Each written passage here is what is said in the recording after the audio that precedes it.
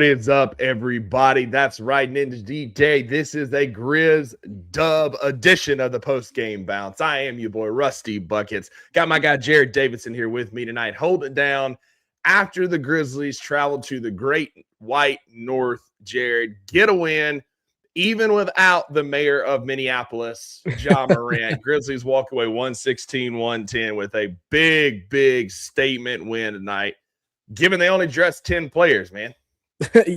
Hey, all we got's all we need. And that was proven tonight. The Grizzlies finally get a win over a team who has a winning record when we play them. It felt good. Don't care that they didn't have Ant. We were missing the best shooter in the freaking world right now out of 8 billion people. And we were missing our point guard who quite literally owns that entire city.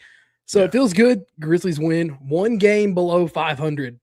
We're close to getting back. They told me it couldn't happen, man. We are in the midst of I believe we'll do a Beale Street Heat check tomorrow on the $2 Sports Show at 11. That puts us at 5-2 now in this 10-game stretch. We went 4-6 in the first 10, 4-6 in the second, 5-2 now on the heels of this big win tonight. And it was the two big things to me in this game. The story of the game was the regression to the mean and effort. The Timberwolves came out hot. They were shooting the cover off the ball early. I think they were shooting like damn near 60% from every line, like everywhere on the floor. And they regressed and shot. At one point was shooting 28% in the second half. And so the big regression to the mean was helpful. And then just the effort. This team played hard. This team played with heart. And it started with a Brandon Clark start. Getting number 15 back in the starting lineup not only was good for my heart, it was good for my soul, but to watch him play with bounce, Jared, and get up and down the floor and get those tap outs and tap ins and finally get one to go through the net. It felt good to see BC out there doing BC things tonight.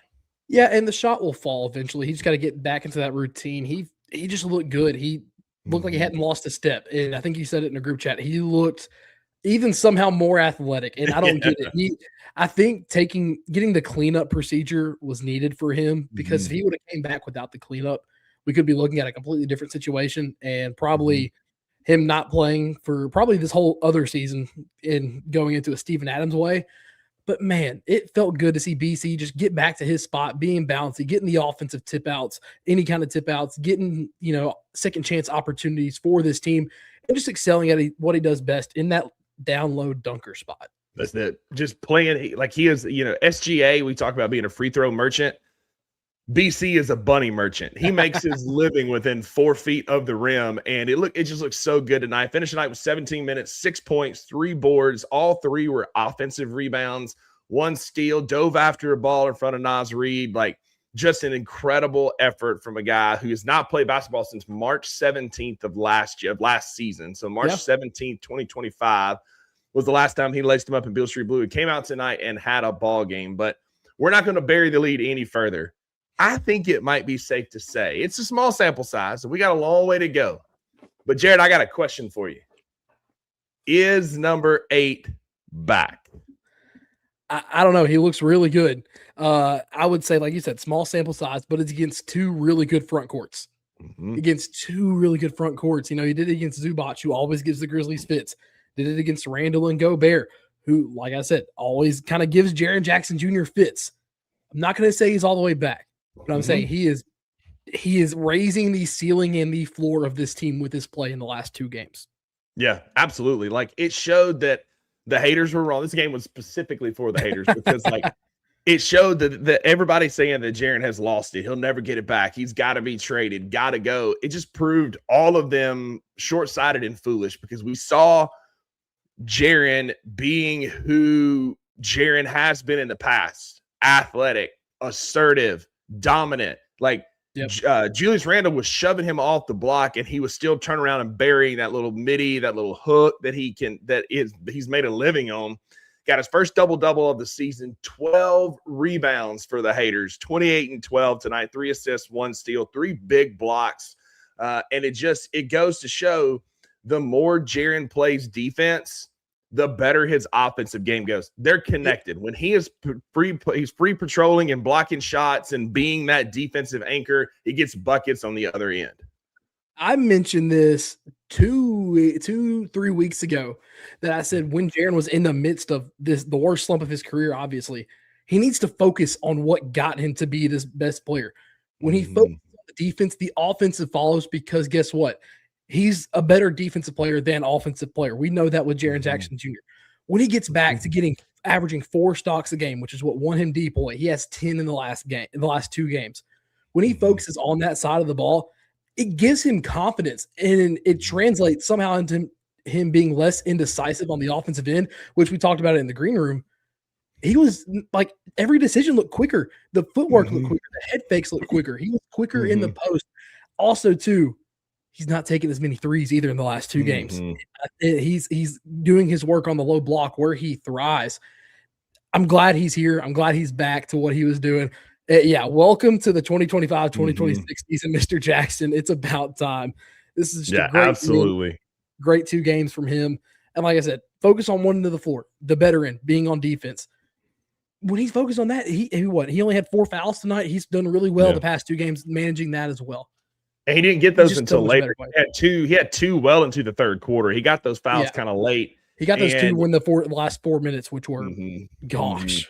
And you're right. Like his decision processing has been so much better. Like you could tell these last 2 games he's not thinking. And he did it against Zubac, who's a big bully big. He did it against a big lineup. I do like the starting lineup real quick. Going big to match their big. I said I loved it in the group chat. I still love it. We went size for size with Points said, Jalen, Santi, Jaren, and BC to start. And it worked out. Jaren had an uber efficient night too. 10 of 18 from the field, 2 of 3 from 3, 6 of 6 from the stripe. Uber efficient slash line, 12 rebounds, like I said earlier. Big night for number 8. Welcome to the 25-26 season, Jaren Jackson Jr. We missed you, buddy. Yep. But speaking of missed you, we got to give it up one time for the bloke. 20 points, 10 boards, double Jock. We got 2 international paper players of the game tonight. Shout out to BK. Yep. Jaren was the first. Jock Landale was the second. Again, 20 points, 10 boards, 3 assists, 2 steals, and a block. But the thing about Jock, in my opinion, and they talked about this on the broadcast, what he did is not going to show up as much in the stat line because, like, his numbers were great. Again, 20 and 10, phenomenal. I think it's his first double-double of the season, 10 big boards, great game. But what he did, so many tap outs, so many deflections, so many great screens, and then the spacing. It was in the fourth quarter where BK said, this is the first time that Jaren has drove and Jock has had Rudy Gobert in the way, and Gobert got a block on Jaren. Otherwise, he's done a really good job. He did a really good job, and I see you biting your tongue over there trying not to say something nice about Jock, but he did a really good job of keeping Gobert out of the paint so that Jaren could go to work. Big props to Jock Landale tonight. Huge props to Jock. I'll say it. He played out of his mind in a game we needed him to.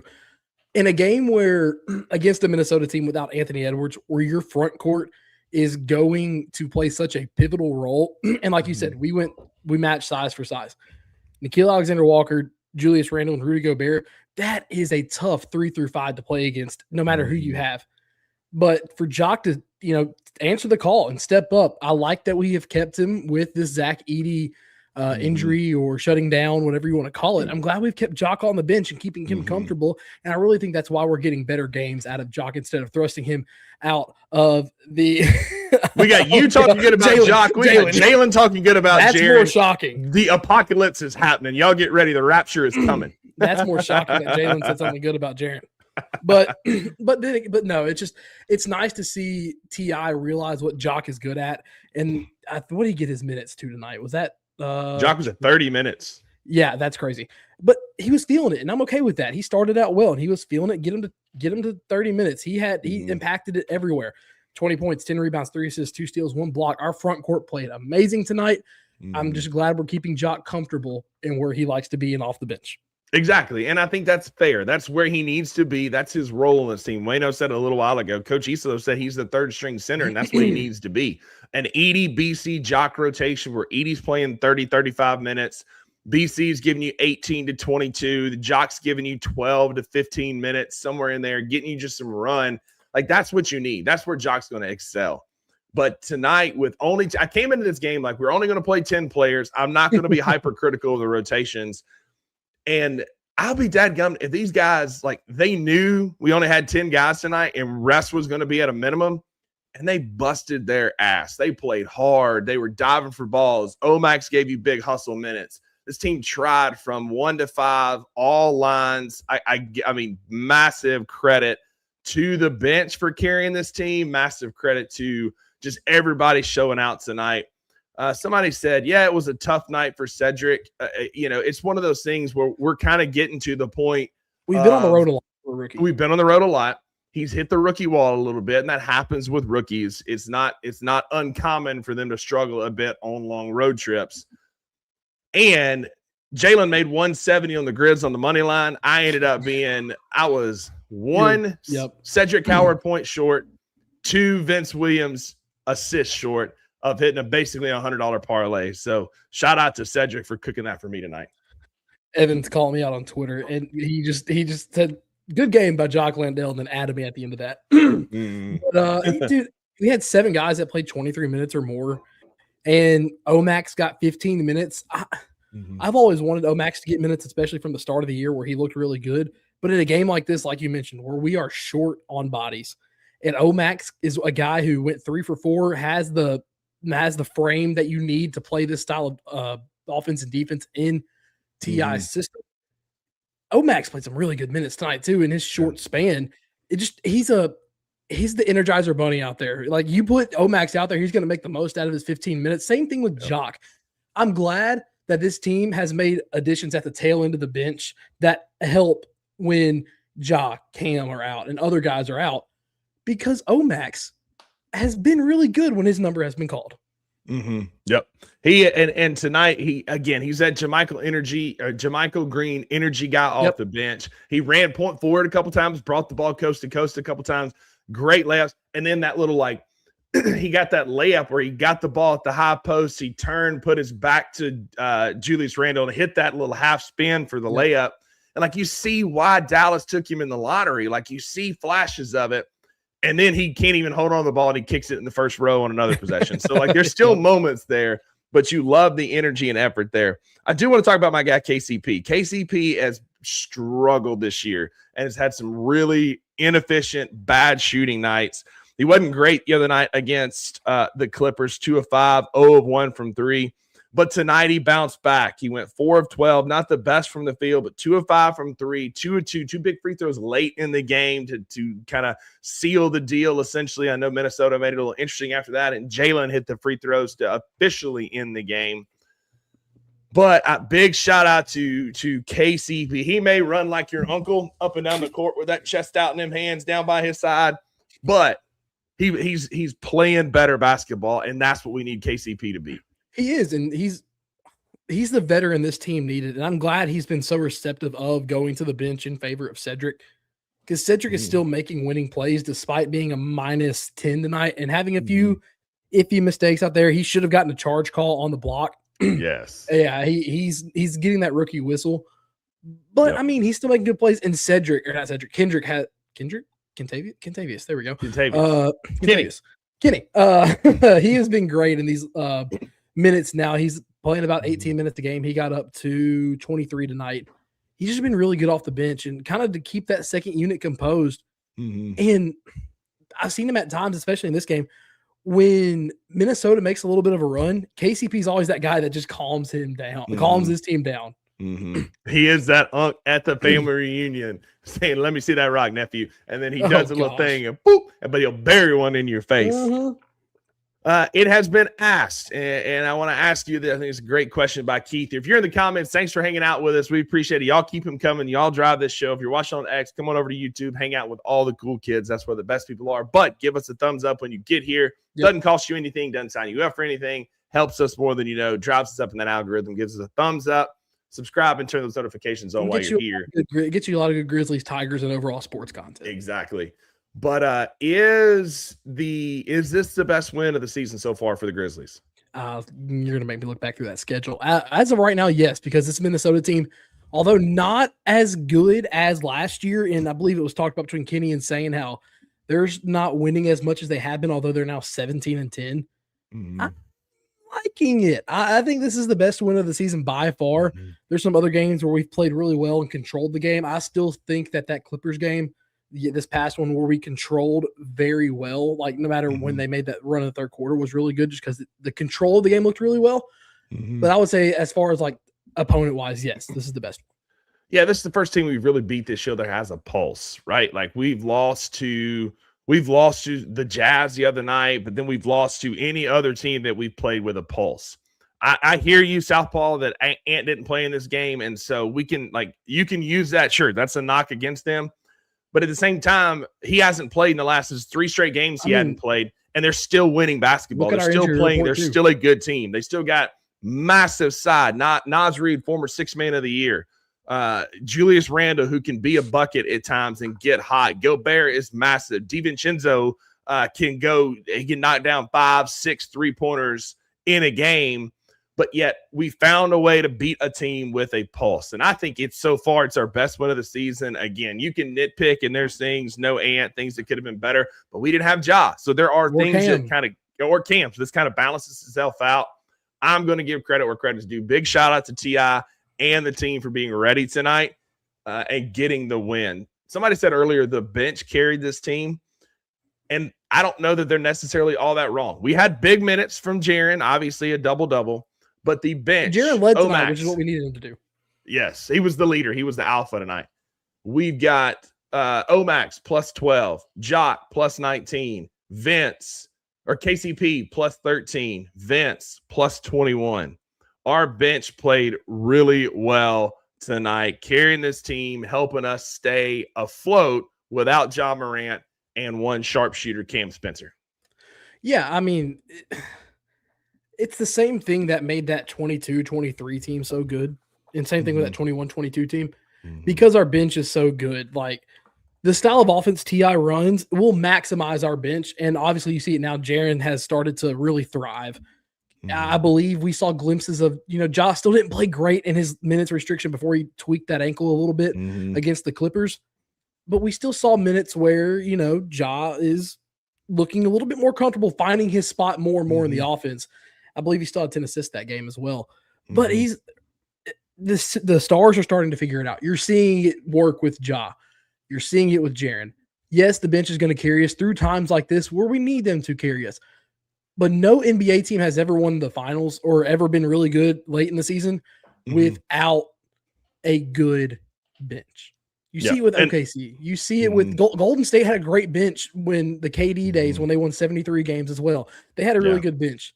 You have to have a good bench to succeed in this league. Yeah, and there's going to come a time. I know this doesn't sound right. This is not something that's going to happen. I'm aware. There's going to come a time when we're healthy, and we've got our starters, and our starting lineup being Ja, Jalen, Cedric, Jaren, and Edey. Then you're going to have guys like Ty Jerome and Cam Spencer. Vince can give you some good minutes. Jock, BC, KCP coming off the bench. Omax giving you those energy minutes. Like, there is a real shot that this bench could get even better than what it has been. When the Grizzlies go over 50 on the bench from a scoring standpoint, we tend to win those games. We didn't quite get there tonight. We won despite of it, but we have one of the best scoring benches in the league. And there's a chance, Jared, that it's only going to get better. It's going to be even more amplified with Ty Jerome. Can you imagine? We haven't seen this yet. I don't even know what to think of it. But we saw spacing tonight with Jock keeping Gobert out of the paint. What's going to happen when you've got Jaren on the floor with Cam and Ty Jerome? Like, you talk about space, Jaren's going to be able to do whatever he wants in the paint because you're going to have to respect what Cam Spencer's doing. Ty Jerome is a dude that can also go on a heater. We've seen that firsthand in that third quarter in Cleveland. This guy can get hot, and we have yet to see this team in full strength. I know that's asking for a lot for us to get healthy. I understand that. But we're not that far away. Ty Jerome, Scottie Pippen Jr., likely back by mid to late January. Zach Edey's probably back early January. Cam Spencer, our thoughts and prayers are with the Spencer family. Don't know what's going on. Don't want to speculate, but he was out tonight. Pat is out tomorrow night. So hope is all well with the family there. But like if we'd had Cam Spencer tonight, I don't know if this game is even close. With the heater that he's been on, you've got aggressive Jaren. He could have spread the floor even more. You would have rendered one of their bigs useless because what are they going to do? Stick with Cam Spencer? Absolutely not. This could have been a really big game for Cam Spencer had he been able to play. Our bench is only going to get better. Yeah, we made 11 threes out of 34 tonight. Not terrible. Oh, it started terrible, though. We were like 9. It started real bad. Awful. Yeah. It started real bad. Mm-hmm. But when Cam with this team, when Jaren be able to kick out, and same with Landell, because Landell provided great floor spacing as well tonight. Mm-hmm. When a lineup that is so centric on getting to the basket, apart from, Jalen and a few Jaren threes here and there as well, Cam would have lit this game up, and this game's over. Those 4 minutes don't take 15. So, like those last 4 minutes don't take 15. It's just I would have loved to seen him barking at DiVincenzo because the two of them could have got into because DiVincenzo is a talker. He can. He was running his mouth a bit tonight to Jalen about the head jerks. Like him and Cam Spencer going shot for shot tonight would have. Oh, and Ant still talks from the bench too. Could you imagine hitting a three in front of that Timberwolves bench and looking at Ant and be like, and just shrugging or whatever? But dadgummit, dude, I like someone said it here. Win by committee. That's what you needed tonight. And that's the style of offense that when your stars are out, you can stay afloat. Yeah. Everyone got on to the Grizzlies between 2021 and 2023 for them being so good without Ja. But you see it now. A lot of teams, when their superstars are out, they go downhill real fast. You have to have depth, especially when you're in a time where you can't have 3 superstars. You have to have depth. And the Grizzlies have perfectly orchestrated their bench as of right now. Evan, no. Yeah. We've been talking about Jock. He'll come back up again, Evan. Don't you worry. Don't miss on this. We were getting like belt to ass in the rebounding category for a while, and for us to come back with no Zach Edey against Gobert, against Julius Randle and their bigs to out rebound them 54-52 was a massive, massive win for this team tonight, who was undersized against a big Minnesota team. And we are officially tied with Golden State in the playoff picture. We are right at the 8th seed where we do, since that loss earlier this year, we do not have the tiebreaker, but we're both 13 and 14 for the 8th seed. We are a game and a half back of Phoenix. I believe they play tomorrow. There's only 2 games tonight. The other one was Cleveland and Chicago. And then once you get past Phoenix, the team you just beat, Rusty, we're only 4 back, and we're 5 back of Houston, who we held very close, even though it was a 15-point loss, held very close, and that was when we were horrid. Yeah. So yeah, exactly. Like I'm saying, there's a way. I mean, we have a really, really good chance at being over 500. We'll wrap up on the game here in just a minute, but with the schedule we have ahead of us, I know Oklahoma City's looming. I'll be at the game on Saturday against the Wizards in FedEx Forum. Saturday at 7:00. Monday we do play Oklahoma City. But then to wrap out the calendar year, you've got Utah, Milwaukee, who very likely won't have Giannis back, and I'm pissed about that. Because you're going to be there. Because I'm going to be there. I bought those tickets for my nephew's Christmas to take my middle nephew, who is the biggest Giannis fan in the world. I'm doing him a solid, and Giannis ain't even going to freaking play. Milwaukee, Washington, and Philly to close out the calendar year. We'll lose a goofy game in there. There will be one that we lose. It may be that Milwaukee game. I don't know.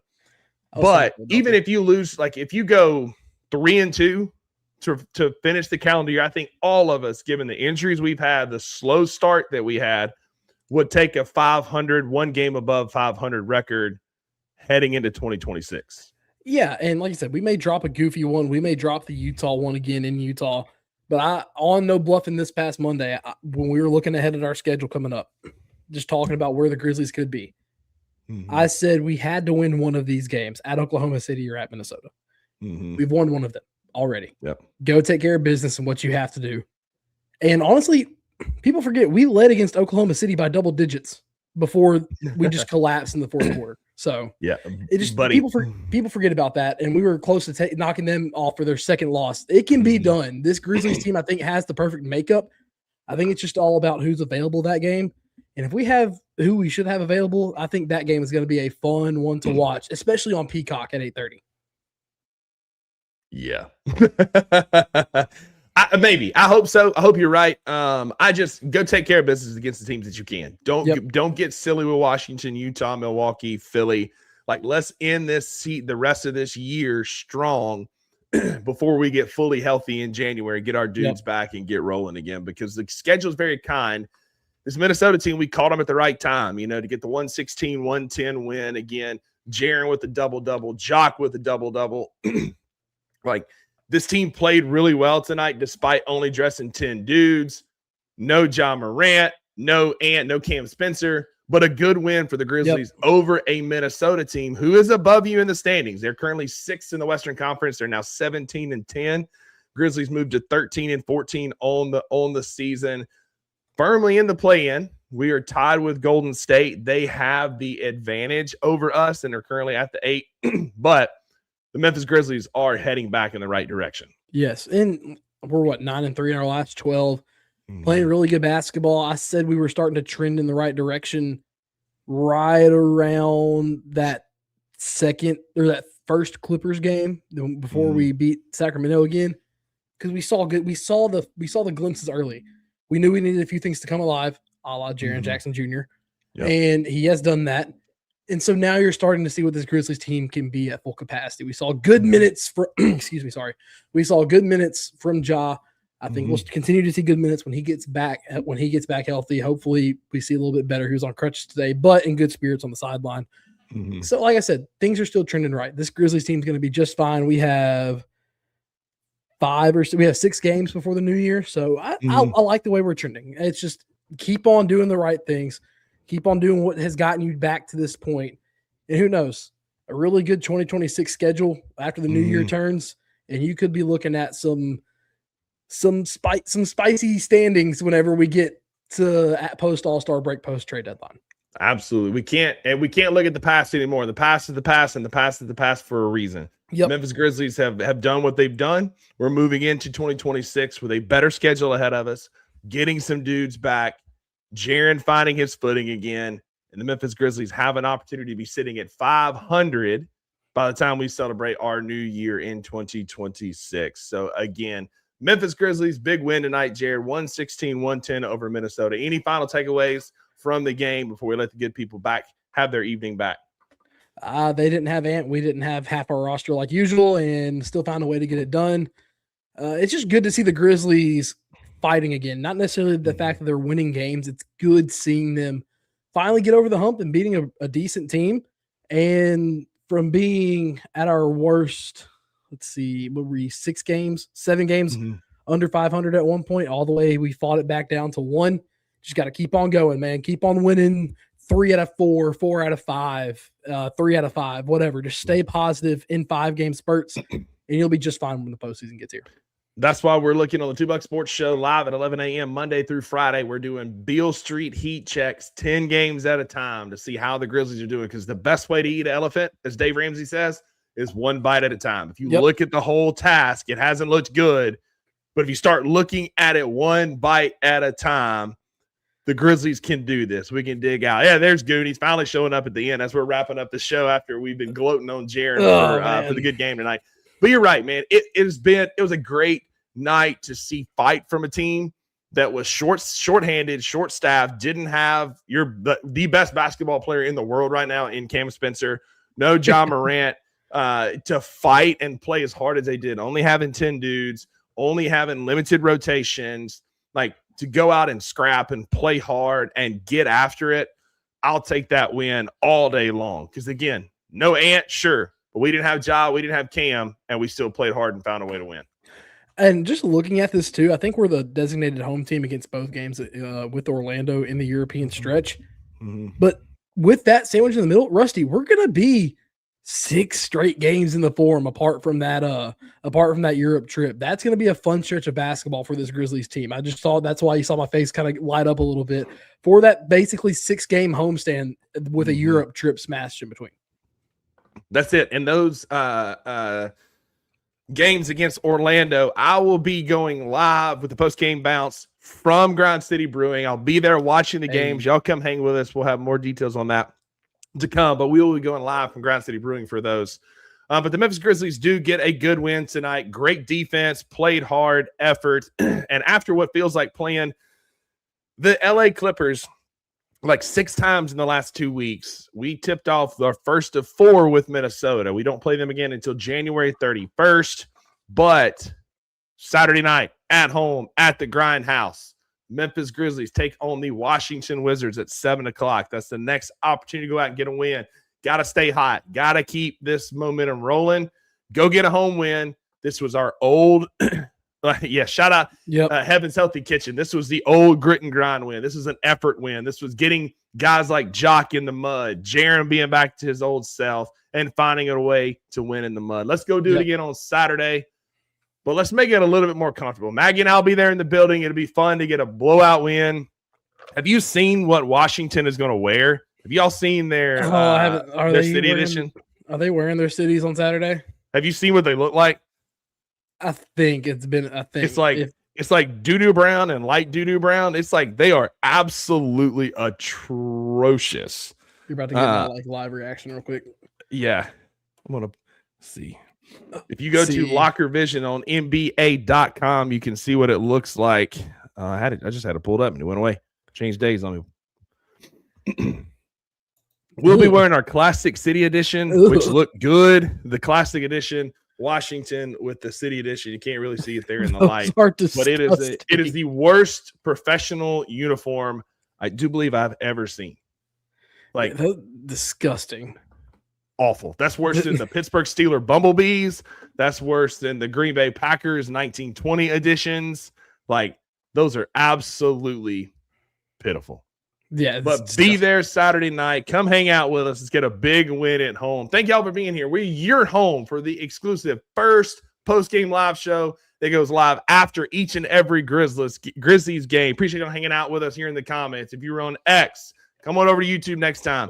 Hang out with the cool kids here in the comments. Y'all give us a thumbs up. Subscribe to the channel. Turn those notifications on so you know we go live. We'll be back live in the morning, 7:25, 7:30 with the Daily Grind. $2 Sports Show at 11. Anthony Saint at 1, and a bevy of other shows throughout the week. For Jared Davidson, tomorrow. I think Nightcore does drop tomorrow. Yeah. For Jared Davidson, I am Rusty Buckets, Rusty Witten. Appreciate y'all hanging out with us tonight. We'll be back tomorrow morning. See y'all then. Go Grizz.